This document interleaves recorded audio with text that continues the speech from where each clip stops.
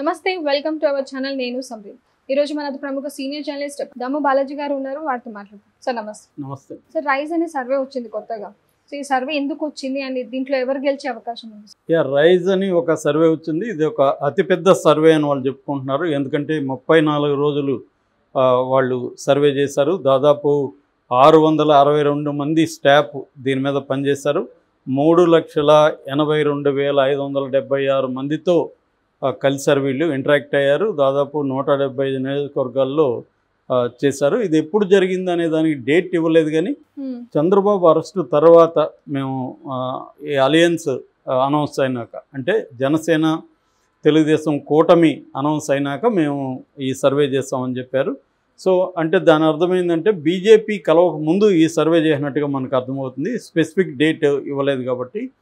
So BJP కలవక ముందు ఉన్న పరిస్థితిని ఈ సర్వే అర్థం పట్టినట్టుగా మనం తెలుస్తుంది. వీళ్ళు ఒక ఎర్రర్ కూడా చాలా తక్కువ ఉంది. 0.5 నుంచి 1% కూడా ఎర్రర్ రేట్ లేదు.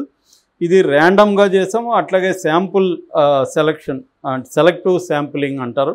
సెలెక్టివ్ శాంపులింగ్, ఈ రెండు పద్ధతుల్లో ఈ సర్వే చేసాం. అంటే ర్యాండమ్గా వెళ్ళడం, సెలెక్టివ్గా అంటే రైతు కూలీలు కావచ్చు, విమెన్ కావచ్చు, అట్లా డిఫరెంట్ సెక్షన్స్ని సెలెక్ట్ చేసుకొని ఆ సెక్షన్స్లోకి వెళ్ళి శాంపుల్ తీసుకొని సర్వే చేయడం అనమాట.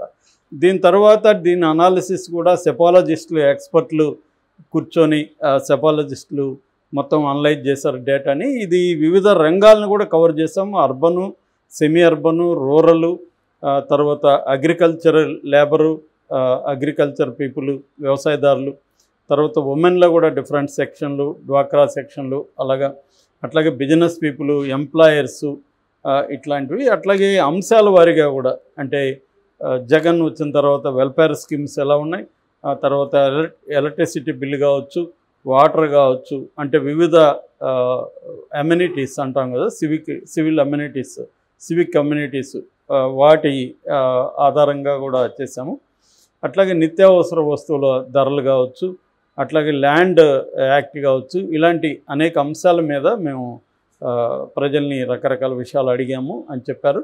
సో ఈ సర్వే చెప్పే ప్రకారం ఏంటంటే కూటమికి 97 కంఫర్టబుల్గా వస్తాయి, వైసీపీకి 34 కంఫర్టబుల్గా వస్తాయి. బట్ 43 వాటిలో కీన్ కాంటెస్ట్ ఉంటుంది, అంటే హోరాహోరీ పోరాటం 43 వాటిలో ఉంటుంది అనేది చెప్పారు. ఓవరాల్గా తీసుకున్నప్పుడు 108 నుంచి 120 వరకు కూటమికి వస్తుంది.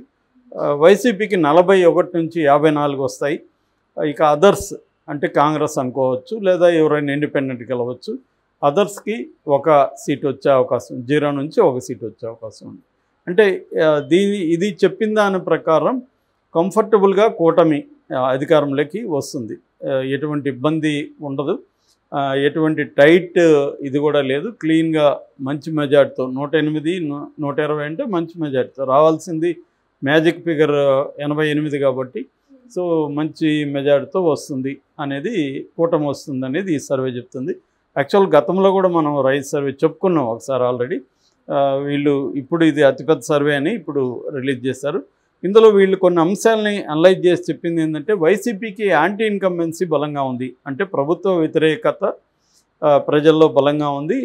ముఖ్యంగా ధరల పెరుగుదల, అంటే ద్రవ్యోల్బణం అంటాము. ద్రవ్యోల్బణం అంటే సింపుల్గా చెప్పాలంటే మన దగ్గర 100 రూపాయలకి సటన్ వస్తువులు వచ్చాయనుకో, ఇప్పుడు 150కి కానీ ఆ వస్తువులు రావు అనమాట.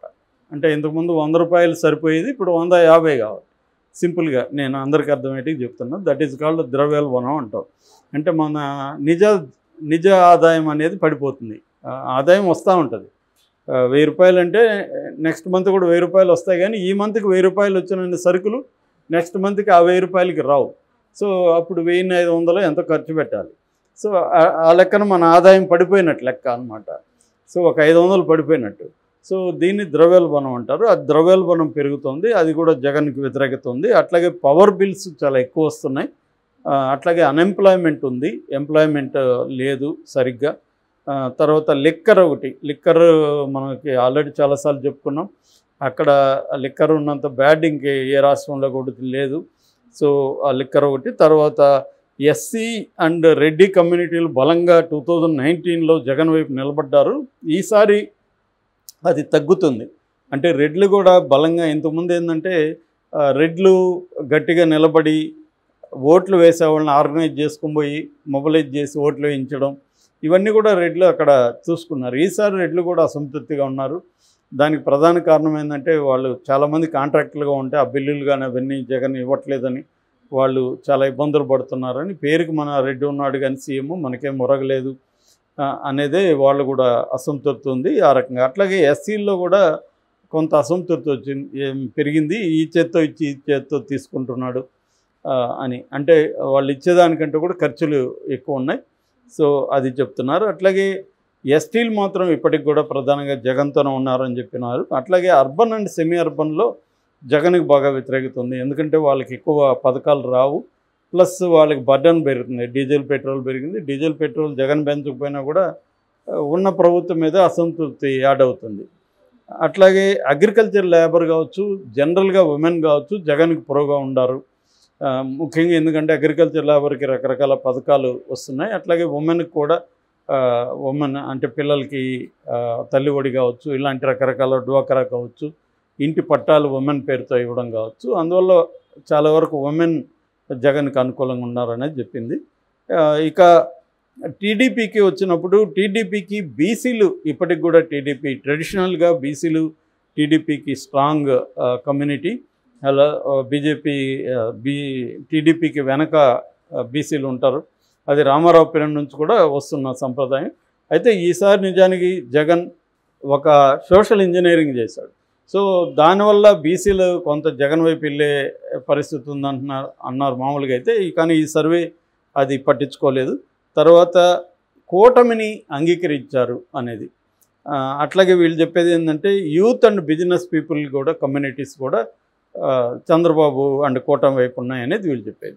సో మనం ఈ సర్వేని ఏ స్థాయిలో నమ్మొచ్చు అనేది కానీ చూస్తే, ఒకటి వీళ్ళు బీజేపీ కలిసిన తర్వాత పరిస్థితులు ఏంటి, జగన్ సోషల్ ఇంజనీరింగ్ చేసిన తర్వాత పరిస్థితులు ఏంటి, అట్లాగే సిద్ధం మేమంతా సిద్ధం సభల తర్వాత పరిస్థితి ఏంటి, ఈ అంశాలను వీళ్ళు పరిగణలోకి తీసుకున్నట్టుగా కనిపించట్లేదు. అట్లాగే బీజేపీ ఈ మధ్య యాంటీ ముస్లిం స్టాండ్ తీసుకునేది, దానివల్ల వచ్చిన మార్పులు ఏంటి అవి కూడా వీళ్ళు పరిగణలోకి తీసుకున్నట్టు లేదు. అంటే ఈ సర్వే కొద్దిగా ఓల్డ్గా ఉందని మనకు అర్థమవుతుంది. మరి ఇప్పుడు కొంత మారినాయి పరిస్థితులు. బీజేపీ కలవడం వల్ల ఈ కూటమికి కరెక్ట్గా మంచి జరిగిందా చెడ జరిగిందని తేల్చి చెప్పలేకపోతున్నారు. కొన్ని విషయాల్లో మంచి జరిగినట్టు అనిపించినా ఓవరాల్గా చూసినప్పుడు మైనారిటీసు ముఖ్యంగా ముస్లిమ్స్ దూరమయ్యే అవకాశం ఉంది. అట్లాగే సిద్ధం సభలు సక్సెస్ అయ్యాయి, మేమంతా సిద్ధం కూడా సభలు సక్సెస్ అయ్యి జగన్ ఈ సభలతో పెద్ద ఎత్తున జనాన్ని పోగు చేయగలిగారు. సో ఇటువంటి అంశాలు జగన్కి కూడా కొంత ఫెచ్చింగ్ అయినాయి. అట్లాగే ఈ సోషల్ ఇంజనీరింగ్ వల్ల ముఖ్యంగా బీసీలకి నెంబర్ ఆఫ్ సీట్స్ జగన్ ఎవరు ఇవ్వనని ఇచ్చాడు. ముఖ్యంగా అందులో బీసీలలో కూడా యాదవ కమ్యూనిటీ అతి పెద్దదనమాట. ఈ జగన్ కూడా అది గుర్తించి యాదవ కమ్యూనిటీకి ఎక్కువ ఇచ్చాడు. అట్లాగే వాలంటరీ ఇష్యూ ఒకటి ఈ మధ్య జరిగింది, పెన్షనర్స్ ఇది వాలంటీర్లు కూడా దాదాపు 70,000 మంది రాజీనామా చేసి జగన్ వైపు పనిచేస్తున్నారు. సో ఈ అంశాలని కూడా పరిగణలోకి తీసుకొని ఉంటే ఈ సర్వే మరింత సమగ్రంగా ఉండేది. ఏదేమైనా ఈ సర్వే ఖచ్చితంగా కూటమి అధికారంలోకి వస్తుందనేది కూటమికి ఆ రకంగా గుడ్ న్యూస్ అనేది చెప్పాలి. మరి ఈ సర్వే ఎంతవరకు వాస్తవం అనేది మనకి ఇంకా జూన్ 4న కానీ తెలియదు. ఏదేమైనా ఇప్పుడు రోజుకు ఒక సర్వే వస్తున్నది. మార్నింగే మనం ఏఎల్ఎన్ సర్వే అని ఒకటి చెప్పుకున్నాం, ఆ సర్వే ఏమో వైసీపీ వస్తుందని చెప్పింది. ఇప్పుడు జనరల్గా నాకు తెలిసి ఒక 30 సర్వేలు వచ్చి ఉంటాయి. అందులో ఆల్మోస్ట్ సగం అటు సగం ఇటు ఉన్నాయి. అందులో ఎక్కువ పెయిడ్ సర్వీసులు ఉన్నాయి, కొన్ని నేషనల్ సర్వేలు అలాంటి వాళ్ళు కూడా చేసిన ఉన్నాయి. మరి అవన్నీ ఎంత క్రెడిబుల్ అనేది చెప్పలేము. ఏ రాష్ట్రంలో లేనట్టుగా ఆంధ్రప్రదేశ్లో పక్కా విడిపోయినాయి, ఒక గీత గీసినట్టుగా ఇటు ఇటు విడిపోయినారు. సర్వేలు కూడా అట్లా విడిపోయినాయి. దీనికి ఒక ఆబ్జెక్టివ్ కండిషన్ కూడా ఏంటంటే ఒక టైట్ కండిషన్ అయితే ఉంది ఇటు కూటమికి ఇటు వైసీపీకి మధ్య. అంటే ఎవరు కూడా ధైర్యంగా మా వైపు స్వీప్ ఉందని చెప్పే పరిస్థితి అయితే లేదు. సో అందువల్ల ఆ ఎడ్జ్ ఎవరికి ఉందనేదే మాట్లాడాల్సిన పరిస్థితి ఉంది. ఎవరు కలిసినా కూడా టైట్గా ఉంది సార్, వైసీపీకి ఎడ్జ్ ఉందని వైసీపీ వాళ్ళు అంటారు, తెలుగుదేశానికి ఎడ్జ్ ఉందని వీళ్ళు అంటారు. ఏదేమైనా ఈ సర్వే అయితే మాత్రం తెలుగుదేశం కూటమికి ఒక బూస్ట్ ఇచ్చే విధంగా రైజ్ సర్వే ఉందని మనం చెప్పచ్చు. Okay, thank you so much.